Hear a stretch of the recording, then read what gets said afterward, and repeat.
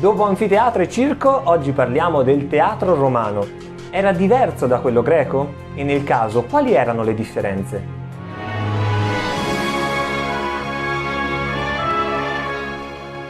Il teatro, come edificio stabile in muratura, compare nel mondo romano solo a partire dal I secolo a.C. Il primo esempio che abbiamo in Italia è quello della città di Bononia, cioè Bologna, e risale all'88 a.C. Per Roma invece dovremo aspettare il 55 a.C. con il famoso teatro di Pompeo. L'aspetto del teatro romano, così a colpo d'occhio, ricorda molto quello greco, ma in realtà ci sono diverse differenze. Innanzitutto, il teatro romano non si appoggia a un rilievo naturale, ad esempio una collina, cosa che spesso accade nel mondo greco. In effetti noi troviamo una costruzione composta da arcate sovrapposte, esattamente come per il circo o l'anfiteatro, che sorregge la cavea, cioè la parte destinata agli spettatori. Questa, di forma semicircolare, presenta le gradinate suddivise mediante corridoi orizzontali, detti precinciones, in 3 settori: ima, media e summa cavea, cioè la parte più bassa, mediana e più alta. Le stesse gradinate sono poi divise anche orizzontalmente in settori, i cunei, da apposite scalette. Nella parte più alta avremo poi trovato un porticato coperto, con sedili in legno. È da qui che partono i velaria, cioè i veli che coprono la cavea, esattamente come abbiamo già visto per l'anfiteatro. L'area semicircolare, alla base delle gradinate, prende il nome di orchestra. Nel mondo greco è occupata dai membri del coro, cioè i coreuti, che interagiscono con gli attori sulla scena grazie a canti e danze. Ma nel mondo romano il ruolo del coro è molto ridotto e di conseguenza l'orchestra viene adibita ai posti per gli spettatori più illustri, cioè per i senatori. Il palcoscenico, detto pulpitum, è più largo rispetto a quello greco e più basso, come ci ricorda Vitruvio. Non deve infatti superare i 5 piedi di altezza, e questo per permettere agli spettatori che si trovano nell'orchestra di godere dei movimenti degli attori che sono in scena. Alle spalle del palcoscenico si trova poi un vero e proprio edificio coperto da un tetto, e la facciata, la cosiddetta scene fronts, è riccamente decorata da elementi architettonici. Immaginiamo di assistere ad una rappresentazione romana. A differenza del mondo greco, gli spettacoli sono solo diurni, pomeridiani, salvo rarissime eccezioni. Il pubblico si riversa all'interno del teatro mediante degli appositi ingressi, detti vomitoria, sono gli stessi che abbiamo già visto nell'anfiteatro, e si dispone liberamente in base alla propria classe sociale. Quindi, ad esempio, per la plebe sono riservati i posti della summa cavea, cioè la parte più alta delle gradinate, e il portico posto al di sopra.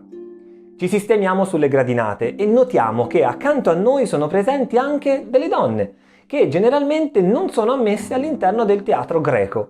Alcuni spettatori poi stanno già sgranocchiando qualcosa. E sì, perché nel teatro è concesso portare cibo e bevande da consumare durante lo spettacolo. Si apre il sipario, innovazione romana, e comincia lo spettacolo. Sulla scena vediamo rappresentate soprattutto delle commedie.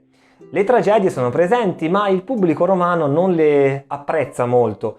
Per l'ambito tragico vengono portate in scena soprattutto le vicende della guerra di Troia, oppure storie che hanno per protagonisti delle figure tiranniche, che spesso però finiscono malamente. La commedia invece, quella che va per la maggiore potremmo dire, vede invece come protagonisti delle figure comuni, nelle quali il pubblico può immedesimarsi, e il tutto viene condito da battute, gag e quant'altro.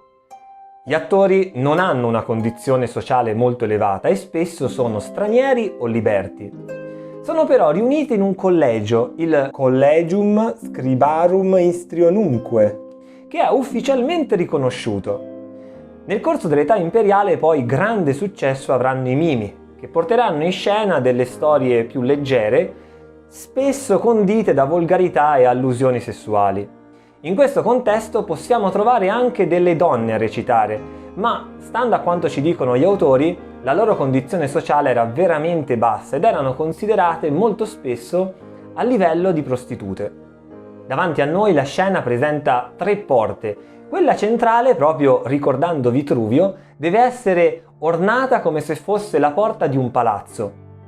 E le altre 2 invece presentano delle decorazioni varie. In effetti, se facciamo caso, ai lati delle porte possiamo vedere delle pinaches, cioè delle tavole dipinte che riproducono diversi paesaggi. Vitruvio ci parla anche di particolari macchinari, i periactoi. Si tratta di macchine a 3 facce, girevoli, che quindi presentano 3 diverse raffigurazioni. Non è ben chiaro dove siano collocate sul palcoscenico, ma sicuramente il loro utilizzo è andato avanti nel corso dei secoli e le ritroviamo ancora oggi nei teatri moderni. La voce degli attori si sente particolarmente bene e non perché abbiano dei microfoni, ma semplicemente perché la forma stessa del teatro permette un'ottima acustica. In effetti, all'interno di un teatro romano come in quello greco, tutto è pensato affinché il suono rimbalzi più volte e raggiunga anche i punti più distanti dal palcoscenico. Nei teatri più prestigiosi, ce lo dice sempre Vitruvio, sono poi presenti delle celle posizionate tra i sedili, all'interno delle quali possiamo scorgere dei vasi di bronzo. Questi contenitori, capovolti e rivolti verso il palcoscenico, non sono tutti uguali e sono disposti in modo molto studiato affinché appunto permettano di diffondere maggiormente il suono che proviene dal palcoscenico stesso. Dietro la scena Vitruvio consiglia la costruzione di porticati. Questi possono essere molto utili perché possono essere utilizzati dagli attori per prepararsi oppure possono fornire un riparo agli spettatori in caso di piogge improvvise. L'ultima cosa che bisogna dire riguardo al mondo teatrale riguarda l'Odeon.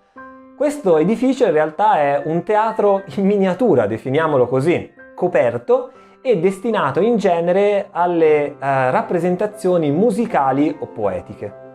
Bene, anche questo viaggio nel mondo teatrale è terminato. Per far sapere a YouTube che questo spettacolo vi è piaciuto, mi raccomando, iscrivetevi al canale, mettete un mi piace, commenti e quant'altro. Io a questo punto vi saluto e vi do appuntamento al prossimo video. Arrivederci!